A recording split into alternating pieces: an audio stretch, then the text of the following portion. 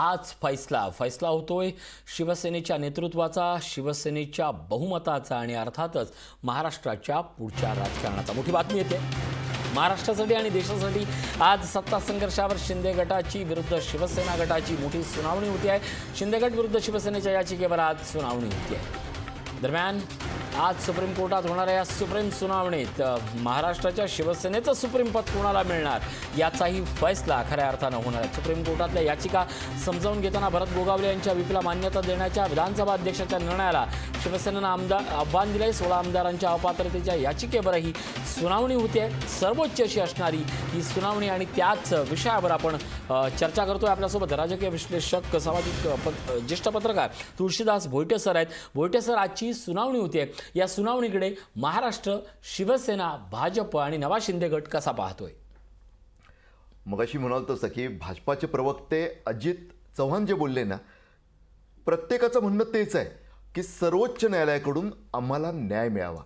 न्याय मिळावा म्हणजे काय की आम्हाला सोयीस्कर असा आमच्या फायद्याचा निकाल यावा। म्हणजे एका तरुण MPSCच्या आणि कायद्याच्या अभ्यासकाचं मी तुम्हाला मत सांगितलेलं की संविधान जो आहे त्या संविधानाचं वेगवेगळ्या प्रकारे भाष्य केलं जातं, ते एकच काय नाही जसं संविधानाच्या प्रास्ताविकेचं आहे असं त्याने एक अस्वस्थ करणारा प्रश्न विचारला। तसंच सर्वोच्च न्यायालयाकडून मिळणारा न्याय हा सर्वांनाच न्याय वाटला पाहिजे असं असावं, पण तसं घडत नसतं, कधी घडत नाही, कोणत्याही प्रकरणात घडत नाही। त्यामुळे आज प्रत्येक पक्ष हीच अपेक्षा बाळगतोय। एकनाथ शिंदे गट जो बंडखोर गट आहे शिवसेनेतला, त्यांची स्वाभाविक अपेक्षा आहे की त्यांनी जे केलं आहे 2/3 आहेत आमच्याकडे, तर तुम्ही आम्हाला शिवसेना तसं जसं अध्यक्षांनी केलं राहुल नार्वेकर यांनी की विधानसभेत तोच गट म्हणजे शिवसेना विधिमंडळ पक्ष ते नियमानुसार वागलेत, तसं व्हावं। तसंच त्यांचं हेही म्हणणं आहे की आम्ही जे काही निर्णय घेतलेत ते योग्य मानले जावेत। शिवसेनेने आक्षेप घेतलेला आहे की राज्यपालांनी बोलवलंच कसं काय, निमंत्रण कसं काय दिलं, जोपर्यंत ती प्रोसिडिंग पूर्ण झाली नव्हती। सुभाष देसाईंचं त्यासाठीची याचिका आहे। तसंच शिंदे गटानं जे नेमलेले गटनेते किंवा त्यांनी भरत गोगावले यांना जे व्हीप केलेलं आहे सचेत पार्टीचं पक्षप्रतोद, त्याला आव्हान देण्यात आलेलं आहे। शिंदे गटाला स्वाभाविकच वाटेल की आमच्याकडे 2/3 आहे, आम्ही ज्या नेमणुका केल्या त्याच योग्य नेमणूक आहे असं तुम्ही तसंच तुम्ही निवाडा द्या असंच त्यांना वाटेल। शिवसेनेचं आणि मला वाटतं जे शिंदे गटाचं मत आहे, जो आपण आरोप ऐकत असतो, करत असतो, बोलत असतो की या संपूर्ण शिवसेना बंडखोरीची स्क्रिप्ट ज्यांनी तयार केल्याचा आरोप होतो, त्या भाजपाचं सुद्धा तसंच म्हणणं असणार आहे। त्यांना फार वेगळं, अर्थात यातला एक छोटासा फरक आणखी तुमच्या लक्षात आणून देतो, म्हणजे तुम्हाला ठाऊक आहेच रुचितो की या संपूर्ण प्रकरणात आहे ना विन विन सिच्युएशन आपण म्हणतो ना की काही झालं तरी फायदे जे आहेत ते म्हणजे भाजपावाले। अगदी अपात्र झाले समजा शिंदे गटाची लोक, तरी सरकार उलट मग मुख्यमंत्री पद भाजपाकडे येईल आणि भाजपा एकदम पूर्णपणे कमांडर डिमांडर सर्व काय होऊन जाईल त्यातलं। म्हणजे आपल्या त्या जानकरांचा मला आठवण झाली एक। नक्कीच शिवसेनेच्या बाबतीत कसं आहे की शिवसेनेला स्वाभाविक वाटतंय की 2/3 ठीक आहे, पण घटनेत सर या विषयावर बोलूया। एक मोठी बातमी येते आहे, शिंदे गटाला शिवसेना म्हणून मान्यता द्या, या क्षणाची मोठी बातमी येते आहे। शिंदे गटालाच मुख्य शिवसेना म्हणून मान्यता द्या। शिंदे गटानं आता केंद्रीय निवडणूक आयोगाला पत्र लिहिलंय। ठाकरेंची कार्यकारिणी बरखास्त केल्याचा दावा शिंदे गटानं केलाय। शिंदे गटानं नवीन कार्यकारिणी नियुक्त केलेली आहे। मुख्यमंत्री एकनाथ शिंदे यांच्या दिल्ली दौऱ्यात फार मोठ्या घटना घडल्या आहेत। शिंदे यांनी 12 खासदारांसह लोकसभेचे अध्यक्ष ओम बिर्ला यांची भेट घेतली। लोकसभा अध्यक्षांनी राहुल शेवाळे यांना शिवसेनेचे गटनेते म्हणून मान्यता दिलेली आहे आणि त्यानंतर आता निवडणूक आयोगाकडे शिंदे गट हीच खरी शिवसेना अशा मागणीसाठी आता पत्र लिहिण्यात आलेलं आहे। गिरीश कांबळे आमचे सहकारी आपल्यासोबत जोडले जात आहेत। गिरीश, काय अपडेट? शिंदे गटाला शिवसेना मान्यता द्या म्हणून आता मागणी करण्यात आली आहे। नक्कीच आत्ताच्या घडीची खरं तर ही मोठी बातमी आहे आणि शिंदे गटाचं खरं तर हे मोठं पाऊल आहे, कारण गेल्या काही दिवसांपासून ज्या पद्धतीने त्यांचे जे काही पावलं आहेत, त्यांचे निर्णय आहेत, त्या दृष्टीने आजचं हे खरं तर मोठं आहे। त्यांनी केंद्रीय निवडणूक आयोगाला पत्र दिलंय आणि आम्हाला शिवसेना म्हणून मान्यता अशा पद्धतीची मागणी आहे ती त्यांनी केलेली आहे। कालच त्यांनी आमचा गटनेते म्हणून राहुल शेवाळे यांना मान्यता द्या अशा पद्धतीचं पत्र होतं, ते ओम बिर्ला जे अध्यक्ष आहेत लोकसभेचे त्यांनी त्याला मान्यता दिली होती। त्यानंतर आता केंद्रीय निवडणूक आयोगाला पत्र देऊन त्यांनी एकंदरीत म्हणजे खासदार आणि आमदार सर्व आमच्या बाजूने आहेत, मोठं संख्याबळ आमच्याकडे, त्यामुळे आम्हाला वेगळी मान्यता द्या अशा पद्धतीची मागणी आहे ती त्यांनी केंद्रीय निवडणूक आयोगाला दिलेले आहे. आता केंद्रीय निवडणूक आयोग आहे तो यावर काही ऍक्शन घेईल आणि त्यानंतर हे जे पत्र आहे ते पत्र राज्य निवडणूक आयोगाला पाठवेल.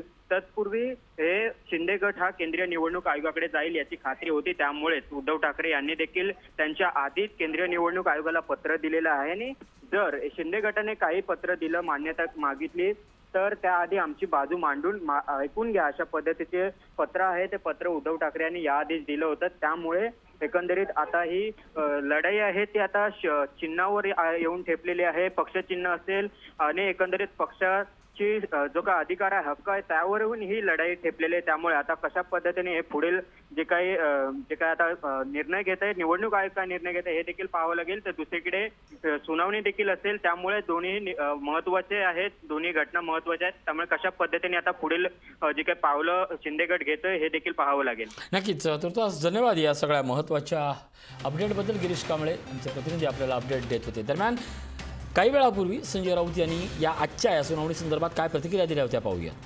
आम्हाला असं वाटतं की सर्वोच्च न्यायालयातून आम्हाला सगळ्यांना न्याय मिळेल. लोकशाही जिवंत आहे आणि लोकशाहीची इतक्या उद्धटपणे हत्या कोणी करू शकणार नाही. याबाबत सर्वोच्च न्यायालयाच्या मुख्य न्यायाधीशाकडून आम्हाला न्याय मिळेल याची आम्हाला खात्री आहे. कारण ज्या पद्धतीनं कायदा आणि घटनेची पायमल्ली करून फुटीर गटाला मान्यता देण्याचा प्रयत्न होतो आहे. पक्षांतरबंदी कायद्याचे नियम आहेत, जे काही नियम आहेत त्याचे पालन केलं जात नाही आहे आणि म्हणून आम्हाला सर्वोच्च न्यायालयात धाव घ्यावी लागली. या देशाच्या लोकशाहीला आता एकमेव आशेचा किरण म्हणजे सर्वोच्च न्यायालय आणि मुख्य न्यायाधीश आहे. इतर वेळी निर्णय होत नाहीत, पण एखादा पक्ष आपल्या विरोधातला फुटतोय किंवा फोडला गेला आहे या आनंदापोटी असे निर्णय घेतले जातात. मग त्याच्यावरच समजून जा आमच्या पत्रावरती कोणती कारवाई नाही, साधं उत्तर नाही आणि फुटीर गटाला या क्षणाची आता मोठी बातमी. शिवसेनेच्या प्रकरणात आता महाराष्ट्रातल्या सत्ता संघर्षावर सुनावणी सुरू झालेली आहे. या क्षणाची मोठी बातमी. दोन्ही बाजूचे वकील सर्वोच्च न्यायालयात आता युक्तिवाद करतायत. महाराष्ट्रातल्या सत्ता संघर्षावर ही सुनावणी झालेली आहे. आपल्यासोबत भोईटे सर आहेत. भोईटे सर, अवघ्या 30 सेकंदापूर्वी आणि 1 मिनिटापूर्वी जे सिब्बल म्हणाले त्याचा कोट वाचतो आणि मी पुढे जातो. Democracy is a danger if government in any state can be toppled, decide the bar under 10th schedule. The only protection is the merger under para 4 the 10th schedule. Point I am making is if the principle is accepted, every elected government can be toppled. Decide the fact that there is no protection under the 10th schedule. 10व्या शेड्यूलचा आधार घेण्यात आलाय. सिब्बल यांनी पहिला मुद्दा मांडला आहे.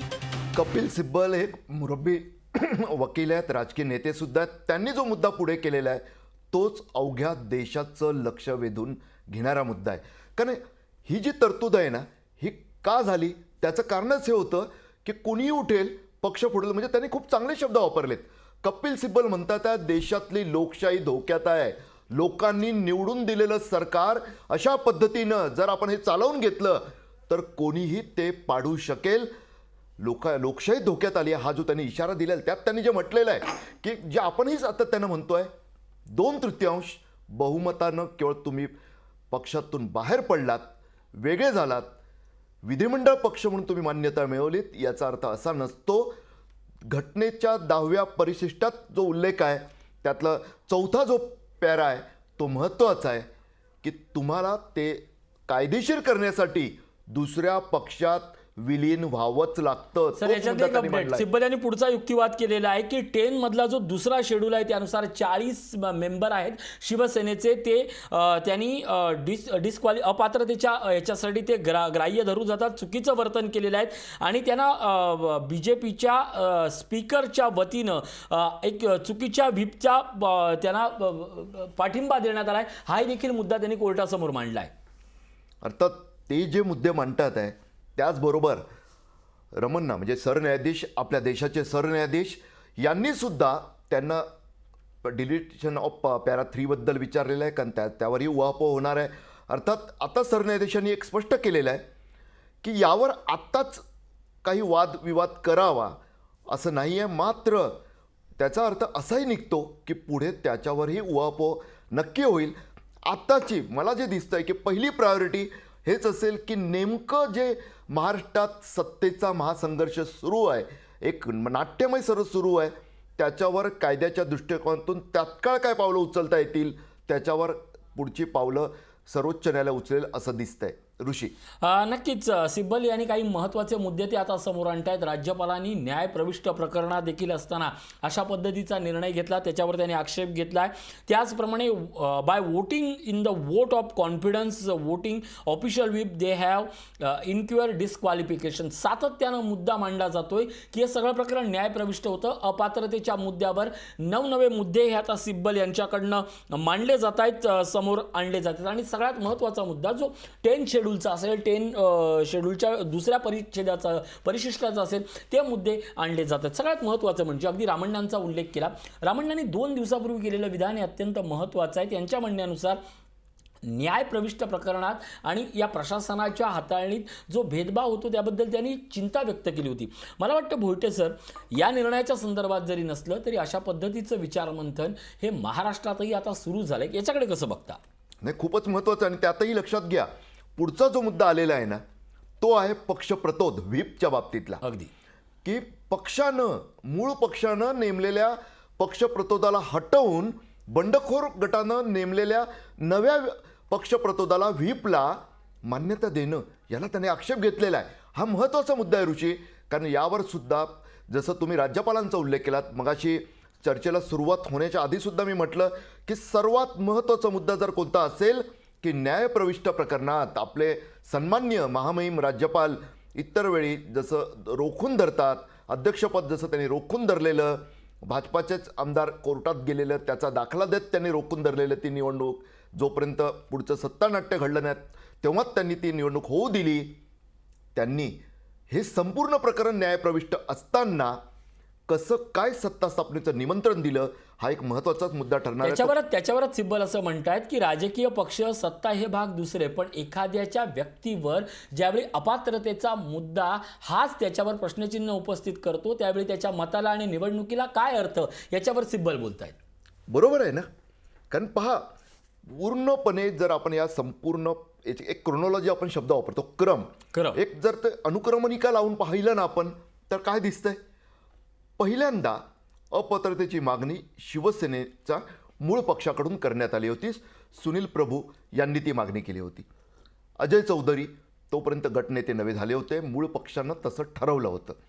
मात्र त्यावर उपाध्यक्ष नरहरी झिरवळ यांनी निर्णय देण्याच्या सुमारासच त्याला आक्षेप घेण्यात आला की नाही, अशा पद्धतीनं ते घेऊ शकत नाही, कारण त्यांच्या विरोधात अविश्वास ठराव आहे. त्यावर झिरवळ यांनी बाजू मांडली की अहो, अविश्वास ठराव तेव्हा स्वीकारता येतो जेव्हा तो योग्य प्रणालीतून, योग्य प्रक्रियेतून येतो. त्यांच्या विरोधातल्या अविश्वास ठरावाच्या बाबतीत काय झालेलं, मेलद्वारे आला होता तो मेलद्वारे. पण पुन्हा आज मेलद्वारे सुद्धा स्वीकारलं जाऊ शकतं, राजीनामे नाही स्वीकारले जाऊ शकत, मात्र ठराव स्वीकारला जाऊ शकतो. पण त्याला बेस नव्हता, कुठलाही बेस नव्हता. ते ईमेल आयडी जो होता ना तो अननोन आहे. म्हणजे ऋषी देसाई, तुम्ही आता या चॅनलचे बॉस असाल आणि मी तुमचा एम्प्लॉई असेल आणि कुठच्या तरी एका वेगळ्याच xyz@gmail.com तुम्हाला मेल आला की तुषार भोईटेंनी राजीनामा दिला, तुम्ही स्वीकारू शकाल का? अहो, एखाद्या खासगी संस्थेत नाही स्वीकारता येणार, तर विधानसभेचे उपाध्यक्ष, आणि त्यातही ती महाराष्ट्राची आहे ज्याच्यात विधिमंडळाचे नियम हे कडक पाळले जातात. बरोबर आहे तुमचं. त्यामुळे स्वाभाविकरित्या त्यांनी तो मुद्दा मांडला. त्यानंतर पुढचं जो काही घटनाक्रम घडत गेला, फुटणाऱ्या सदस्यांची संख्या वाढत गेली. स्वाभाविकरित्या एकनाथ शिंदे यांनी 2/3 शिवसेनेच्या आमदारांना आपल्या बाजूला, किंवा तो आकडाही पार करून ते पुढे गेले, 40वर पोहोचलेत.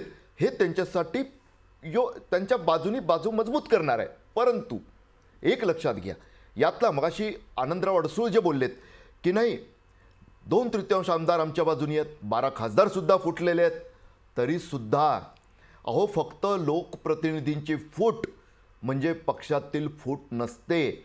पक्षाला एक संविधान असतं, निवडणूक आयोगाकडे त्याच्यासाठी वेगळी यंत्रणा आहे. त्या प्रक्रियेतून गेल्यानंतर मुख्य पक्षात सुद्धा फूट पाडली असं मानलं जातं.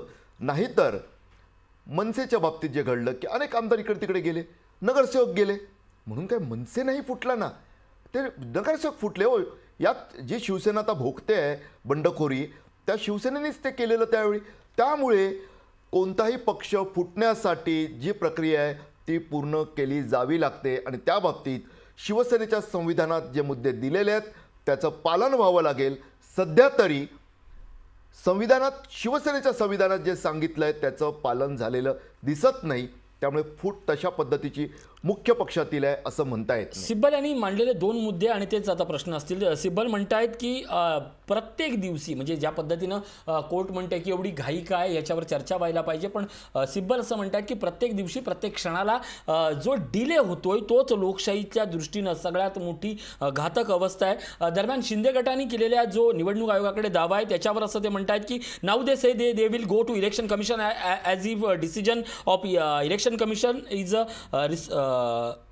तो तत्काळ लागू पडेल आणि तसं जर झालं तर ती त्यांच्या भाषेत देर इज कायद्यानं फार मोठा तो धोका हा शिवसेनेला बसेल.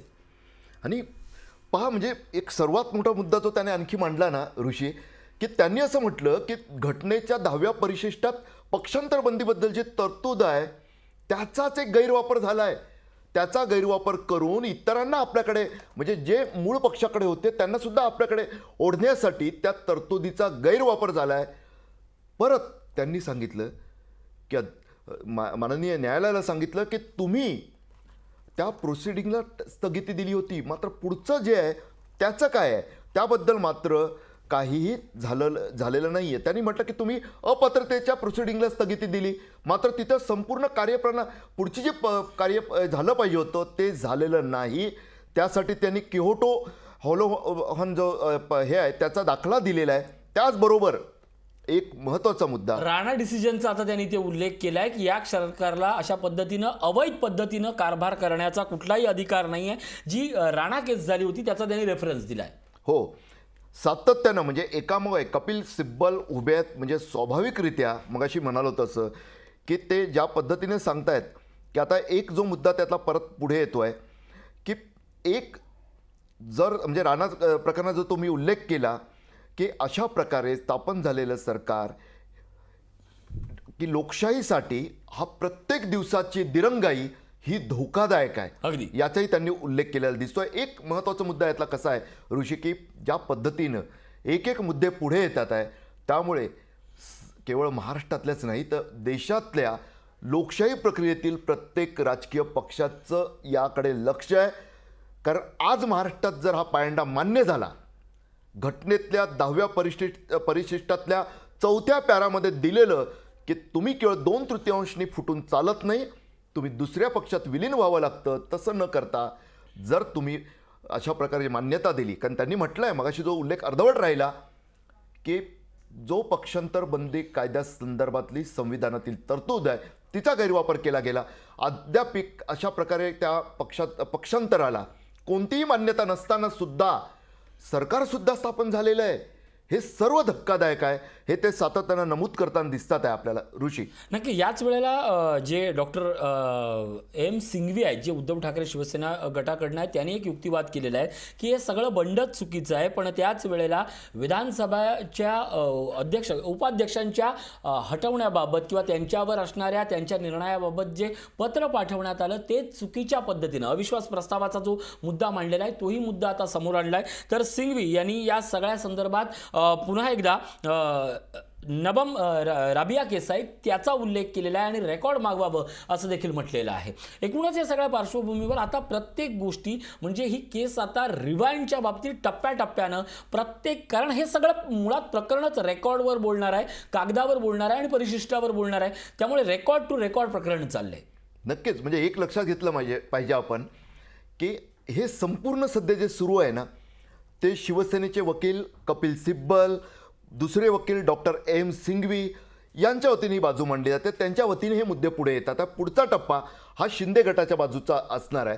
तो मुद्दा आपण लक्षात घेतला पाहिजे. म्हणजे कायदा तोच, तरतुदी त्याच, मात्र मांडण्याची पद्धत ही आपल्या हिताची असेल या पद्धतीने ते चालेल. मात्र एक महत्त्वाचा मुद्दा कोणता आता ऋषी तुम्ही उल्लेख केलात एम सिंघवी यांच्या युक्तिवादातला, ज्यावर आपण मगाशी बोलत होतो. मी म्हणालो की क्रोनॉलॉजी लक्षात घेतली पाहिजे या संपूर्ण प्रकरणाची. त्यात उपाध्यक्ष नरहरी झिरवळ, छोटंसं एक तुम्हाला वेगळं आठवण करून देतो म्हणजे तो बाईट असेल आपल्याकडे तर नक्कीच लोकांना ऐकवला पाहिजे की छगन भुजबळांच्या कार्यक्रमात आत्ता एक 8-10 दिवसापूर्वी बोलताना नरहरी झिरवळ छातीत ठोकपणे बोललेत. ते बोलले कोणीही येऊ द्या, मी जो निर्णय दिलेला आहे ना तो नियमाला धरून आहे, बेकायदेशीर असं तुम्हाला सांगताच येणार नाही. एक लक्षात ठेवा, झिरवळ साधेसुधे आहेत, मात्र माणूस अभ्यासू दिसतोय. त्याने नियमानुसारच तो निर्णय दिलेला आहे. त्यातही त्या ईमेलचा जो उल्लेख आता तुम्ही म्हणालात ऋषी की AM सिंघवी यांनी केलेला आहे, तो ईमेलच कसा मान्य होणार? जसं मी खासगी संस्थेचा उल्लेख केला, तर विधानसभेत तशा पद्धतीनं विधानमंडळ कोणतीही एखादी अशी ऑथॉरिटी ते मान्य करू शकत नाही.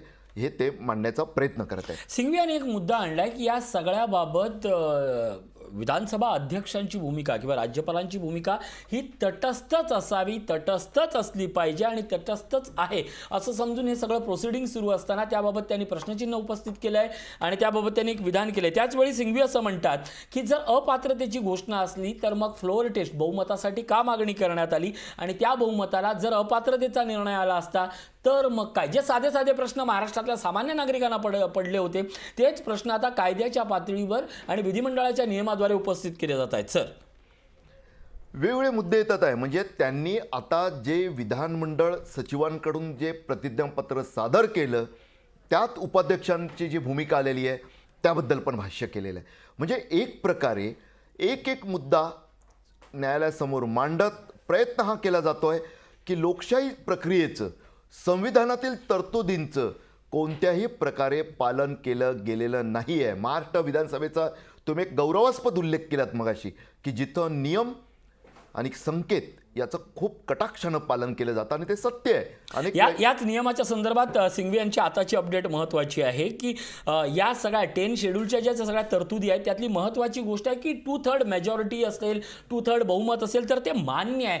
पण ते 2/3 बहुमत, 2/3 बहुमत हे मर्ज झालं पाहिजे. अशा पद्धतीचं कुठलंही मर्ज झालं नाही आहे. हा साधा मुद्दा पण तोच अत्यंत प्रभावी असणारा मुद्दा आज त्यांनी कोर्टासमोर आणला आहे. आपल्याकडे अनेकांच्या लक्षात येत नाही, पक्षांतर बंदी कायदा आहे, 2/3 बहुमत आहे, पण त्याच वेळेला तो गट मर्ज व्हायला पाहिजे. या मुद्द्यावर आता अधोरेखित होत आहे. सर, बरोबर आहे. आणि ती तरतूद जी झालेली आहे ती खूप महत्त्वाची आहे. त्याचा उद्देशच एकच होता की पूर्वापार जे चालत आलेलं की आयाराम गयाराम माझ्या मनात आलं आणि मी करून टाकलं, तसं चालणार नाही लोकशाहीत. तुम्हाला व्यवस्थित एक प्रक्रिया आणि केवळ 2/3 असा जो घोष केला जातो अगदी तसा नसावा. तर पुढचा टप्पा म्हणजे संविधानातल्या 10व्या परिशिष्टातल्या 4थ्या पॅराचा जो दाखला वारंवार दिला जातो आहे त्यात बजावून सांगितलेलं आहे की तुम्ही केवळ फुटून चालणार नाही आहे, तुम्ही दुसऱ्या पक्षात, म्हणजे त्यांचे उद्गार खूप चांगले आहेत डॉक्टर सिंघवींचे. ते म्हणतात की अहो आमचे जे हे मित्र आहेत म्हणजे जे फुटलेले ते अद्यापही स्वतःला भाजपा असं म्हणत नाही आहेत ना, मग कसं काय त्यांचं तुम्ही पक्षांतर, म्हणजे ते योग्य रीतीनं कायद्यानुसार पक्षांतर झालंय असं मान्य करायचं, असा त्यांनी एक प्रश्न विचारलेला आहे. 2/3 बहुमत पण तो गट नाही तर ते पक्षांतर व्हायला पाहिजे. मुळात थोडंसं जर ही सुनावणी बाजूला ठेवतो आणि मी प्रश्न विचारतो, अशा काय अडचणी आहेत की ज्याच्यामुळे ही पक्षांतर किंवा पक्षात हे जात नाही आहेत, दुसऱ्या पक्षात मर्ज होत नाही आहेत? सर, म्हणजे त्यांनी जो पुढचा मुद्दा आहे ना त्यावर एक बोलतो मी की सिंघवी म्हणतात की merger is the only defence, it is common ground that you have not merged, and you are not disqualified, and you can vote in the floor test and form country wide majority. आता पहा, म्हणजे कसं आहे की तुम्ही कोणत्याही पक्षात विलीन झालेलं नाही आहेत, तुमच्याकडे तोच एक बचाव आहे स्वतःचं पद वाचवण्याचा की मी आमदार आहे, मी माझ्या शिवसेने या पक्षातून 2/3 म्हणजे 38 आता तर 40वर गेले, वेगळा झालो आहे. पण मला जर संरक्षण पाहिजे असेल माझं पद वाचवण्यासाठी, पक्षांतर बंदी च्या कचाट्यातून वाचण्यासाठी, तर मी दुसऱ्या पक्षात विलीन झालं पाहिजे. पण ते मी केलेलं नाही आहे. तरीसुद्धा मी आतापर्यंत मी अपात्र पण नाही आहे. मी मर्ज झालो आहे का? ते म्हणतात नाही. तेच एक माझं संरक्षण आहे, ते मी घेतलेलं नाही. तरीसुद्धा मी अपात्रही नाही आहे. उलट मी जातो विधिमंडळात जो विश्वासमत म्हणजे बहुमत चाचणी होते त्यात भाग घेतो. याला त्यांनी आक्षेप घेतला आहे. सरन्यायाधीशांच्या आणि त्यांच्या नेतृत्वाखालील 3 सदस्यीय खंडपीठाचा त्यांनी हा मुद्दा लक्षात आणून दिलेला आहे. नक्कीच अनेक घडामोडी घडत आहेत. त्यावेळी त्यांनी स्पीकरच्या भूमिकेवर देखील एक भाष्य केलेलं आहे की या सगळ्यात जे निर्णय घेण्याची क्षमता होती किंवा ज्या पद्धतीनं काम चाललं नाही त्यावरही त्यांनी म्हणजे नोटीस देणं किंवा अन्य सूचना देणं या बाबतीतही त्यांनी लक्ष वेधून घेतलेलं आहे. पण सर या सगळ्यात सिंघवी जो वारंवार मुद्दा आणताय तो अपात्रतेकडे ही लोक का गेली आहेत? त्यांचा मुद्दा पक्षांतर किंवा दुसरा गट याकडे जाण्यापेक्षाही हे सगळं कृत्य हे अपात्रतेच्याच मुद्द्यावर का जात आहे याच्यावर फोकस करताना दिसत आहे सर. पुन्हा सर्वात महत्त्वाचं त्यांनी पहा एक काय केलं सिंघवी यांनी आता दुजाभाव दाखवला. तुम्ही आता मगाशी अध्यक्षांचा उल्लेख केलात पहा अगदी. ऋषी, त्यातला मुद्दा महत्त्वाचा कोणता आहे की ते म्हणतात अहो विधानसभा अध्यक्षांकडे जेव्हा अपात्रतेच्या आम्ही कोणत्याही तक्रारी जातात आहे आमच्या ह्याच्यावर ते फक्त बसून राहतात. मात्र जेव्हा शिंदे गटाकडून तक्रारी जातात आहे ते तात्काळ सक्रियता दाखवतात आहे. अँड म्हणजे त्यांच्या शब्दात सांगायचं तर speaker is merely sitting on our disqualification complaints and not even issued notice and when they file म्हणजे शिंदे गट the speaker immediately issues notice with promptitude. हा जो उल्लेख आहे ना हा दुजाभाव एक प्रकारे त्यांनी तोच आरोप केल्याचं दिसतंय ऋषी.